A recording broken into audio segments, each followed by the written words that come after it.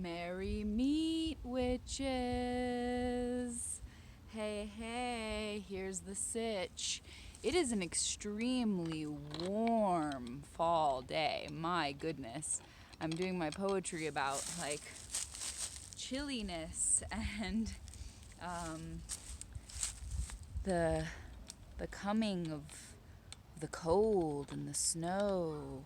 There you go. Just trying to get a little of the old chimney in there. Just seems a little witchy and magical. Ooh, fire poker. Gotta watch for those pokers. There are so many mystical, spooktacular show and tell things that I could retrieve from my home there, yonder. But I haven't the time. I, as you see from yesterday, am racing against the time to go become a character, and everything's a blur. And so I'm sure you understand. I am just barely making it from one expectation to the next right now. These are my great pins I have on my magical cloak that I got from my mother's store. This is extremely vintage and I love it, and it's a beautiful maiden's face. This is an Oscar Wilde quote, "I can resist anything except temptation." And part of the reason I wanted to get my cloak cape is not only because it is befitting of my poem, but because my hair is quite a mess. It's still in my wig. I just have to put it up for my wig for the theater this evening. So, oh gosh, there's still so many hornets out here, but that's okay. That's part of my poem, is accepting them, accepting all that is. Part of my show and tell, let's see what a good position is. I had to show you these boots. Oh, hello. Let's not get too. Okay, this needs to be held with a rock or a bit of nature. The old poem trying to blow away. Woo! And we're bouncing. Yes, it is extremely warm, unseasonably warm, but also quite breezy. Ooh, that does make for a nice effect, though, doesn't it? We just sort of, oh yes. We just sort of, yes, let it get interactive. Why not? I love that this thing, oh my. I just said I accepted you. I didn't say I want you to fly into my ear holes. Thank you. I just love that this cloak has these arm inserts, because it just works. It just really works. Golly, yeah, I'm taking many witchy risks out here. There's a lot of hornets still trying to get drunk off those apples. So I shan't grapple with the time anymore. I shall read you the poem that I've brought to present before you. But yeah, oh, right, I wanted you to see the shoes. So these are authentic Victorian boots. The laces aren't quite right and they don't match because, believe it or not, it is excessively difficult to find really, really long Victorian boot fitting laces. Like, it's a pain. It's insane. But yeah, these are one of my prized possessions. They are from the early 1900s, fit me like a glove. I have another pair in my basement somewhere and cannot find them, which was, of course, driving me quite mad. But it's okay. So yes, hey, I have one other show and tell thing that I'll show at the end. But my friends, here we are. Come on, let's steady ourselves. I do still have to show off. I never get my nails did. I don't have the money or the time or the patience for that kind of constant vanity upkeep. Oh, I should have worn so many spooky rings. It's okay. You'll forgive me. I did wear one piece of magical jewelry. It's hard to maybe see. Perhaps you can tell, perhaps you can't. But this enchanted amulet is actually enriched with so much magic, and it is like a seeing mirror into a clearer glimpse of the past. And it's not just any glass. Yes, it really is quite the piece. So, hi. So I'll bring you my poem now. I've shown you all of my who's its and what's its aplenty, I believe. If only I could just, I suppose I could. That's quite, I mean, it's a lot to hold that up, but it's really bright. What should we do? Should we just have the full, I don't know. I don't think I can hold my arm up that long, so we'll just,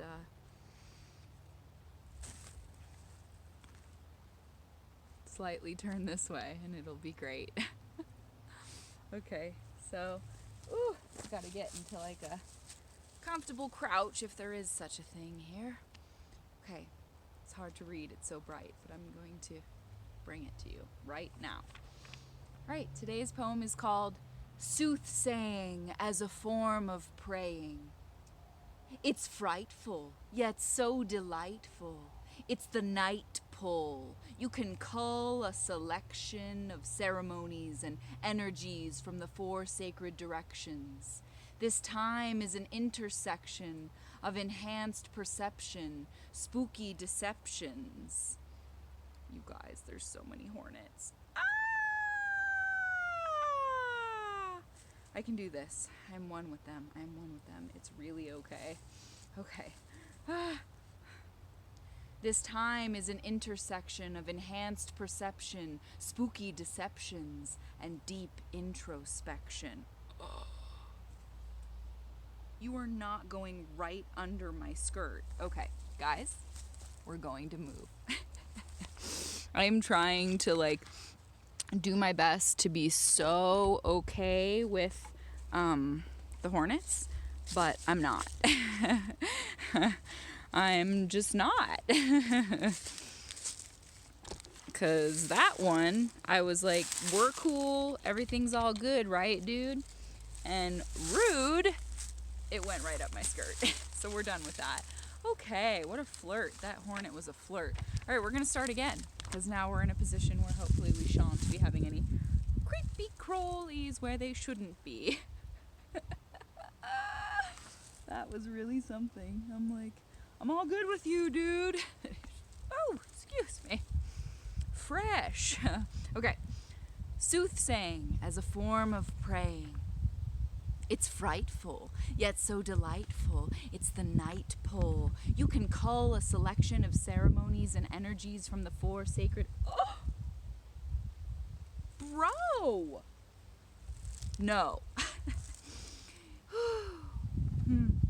You can cull a selection of ceremonies and energies from the four sacred directions. This time is an intersection of enhanced perception, spooky deceptions, and deep introspection. Make a connection with the roots and the spooks in your old dusty books as you look intently behind the veil. Curtail your skepticism and sharpen your inward and outward vision. Gather provisions for long, cold evenings. Start believing in the impossible and make your dwelling hospitable to passing apparitions. Unearth what is hidden and wink at all black kittens on your path. Collect your wands, your crystals, and your staffs. On behalf of all conjurers, blur the lines of your logical mind and see what stirs in the proximity when you stop limiting what can be, when you stop limiting what can be. Howl and growl with me. Heed the clear messages of the elements, sent to you more often than you've time to see or notice. Grow from the darkness like the lotus. Slow this rapid pace mortals have insisted upon. Greet the twilight and the dawn with passions ignited for every leaf, each bird peep, all lovely petals, the healing nettles, every wobbly-legged fawn. Make songs of your gratitude.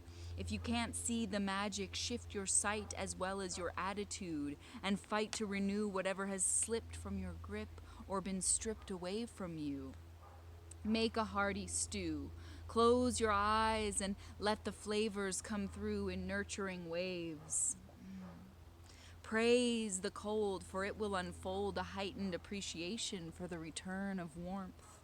Recognize the patterns of limiting yourself and put them on a high up, unreachable shelf thenceforth.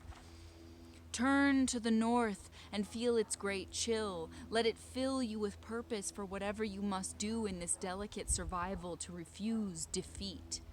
Turn to the east and let that wise, powerful knowing grow from the bottom of your feet up to your crown until it beams out. Turn to the south and shout out a cheer for that fire, that red desire, and let it reach a glowing crest. Turn to the west and feel your home place. Taste the comfort that grows there. Thank the air, don't just breathe it. Hear the ancestral primordial hunger within you and feed it. The hardship, the wonder, the waiting, the thunder, the joy, the horrible sadness, the madness, the light, the daybreak, the night, the gathering of kindreds, the words said, your bed for rest, the beat within your breast. Woo! The beat within your breast. You need it all. The masquerade ball of fall is upon us. Dust off your best candlesticks. Take your pick of comforting blankets. Don't get angry at the bug that tickles you. Thank it. It's part of this all, too. Thank you. Rustle up a befitting brew. See how much your sown seeds grew since last you checked on them. Send your vibrations out to be emblazoned upon this most excellent creation called Earth. Inspire mirth and unencumbered dancing. Hear the day romancing the dusk. And banish your fears until they are but a fragile husk. I like that poem today. Just wrote that in the last hour. So my other show and tell, which I just decided we're going to go inside because I have to show you a couple other show and tells that just fit this outfit. They are so befit, and yeah, I can't not include them. Gosh, everything is trying to blow away, I say. So this gal, my mom used to sell these at her store, and they're corn husk dolls, and they were very popular in the time of like the Salem witch trials, and even before. I mean, indigenous people made corn husk dolls, and then like everything that they had, we stole it and stole the idea. Stole their land, stole their food, stole their ideas, and now use them as trendy Whole Foods patterns. Whole Foods clothing patterns. Anyway, it came from indigenous peoples, but then we sort of made them look like us, I guess. But yeah, this is a very old one, and it's made entirely out of corn husks. So I just had to show that, because, you know, banish your fears until they are but a fragile husk. Corn husk, if you will. So, wait, there's more still. So we'll go into, are you eating an, oh, Gizmo, no! You, come on, come with me. No, stop it, come with me. This boy is trying to get wasted on apples. It's crazy. Ooh, I like that little sun play. That's fun. Whoa! Hung out some blankets to dry. Those are... Gizmo! Come on! This little guy. Ooh, there's leaves in my hair. Come on. Come on, silly. Okay, just a few more things I had to show y'all because they just fit. It's a little dark in here compared to outside, but we're going with it. So I showed this yesterday, or whatever day that was, a few days ago. Magic. But I had to kind of up close because I said, like, gather your best wands and staffs. My mom bought me this, handmade by a local artist. This one has, like, a turtle on it, and this intricate, it's, like, burned into the wood and carved. So I think this part is burned, this part is carved. But one of my best wands there, And I dare say that I have certainly shown you this wonderful, mighty, powerful staff that my boo made for me.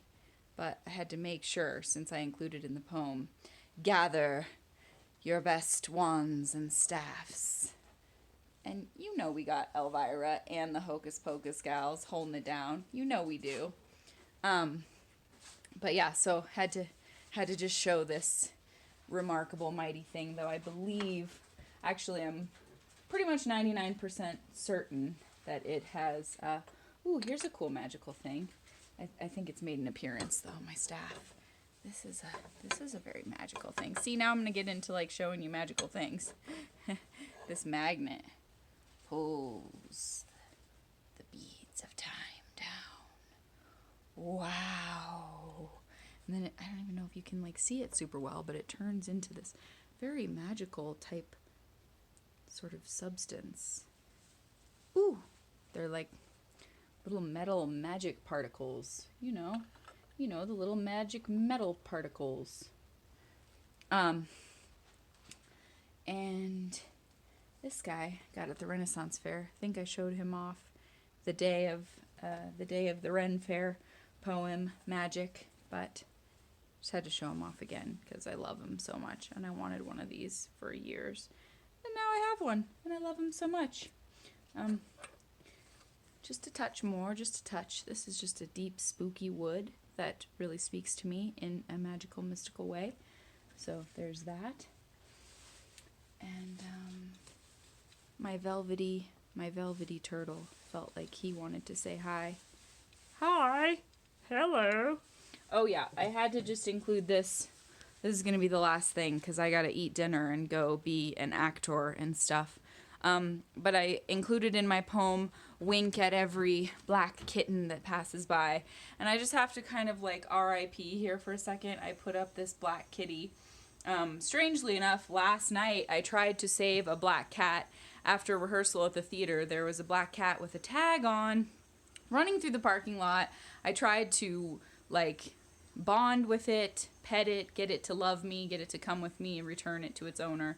But it ran off into the traffic, and I was screaming and freaking out, and I just couldn't wrangle him. But it's really weird that happened last night because in the last, I guess, like week and a half, we have seen 2 beautiful black cats killed and crushed on the road. And we both cried, and it shook and just felt sick over it because it was like 2 days in a row.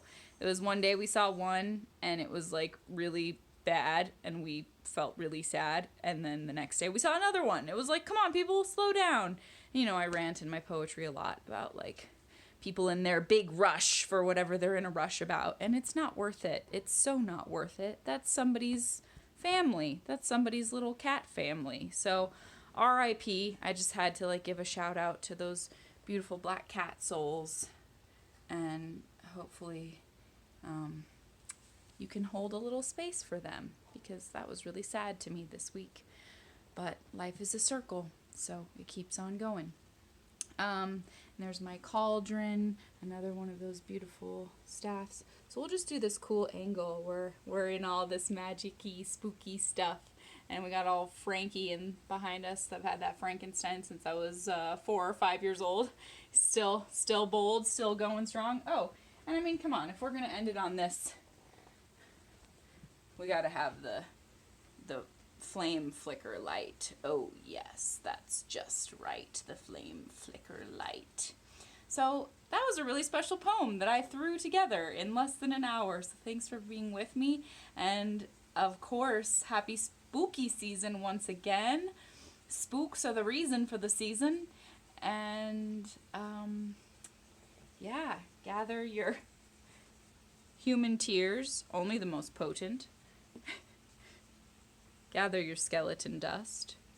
It's a must. And as I said, dust off your best books.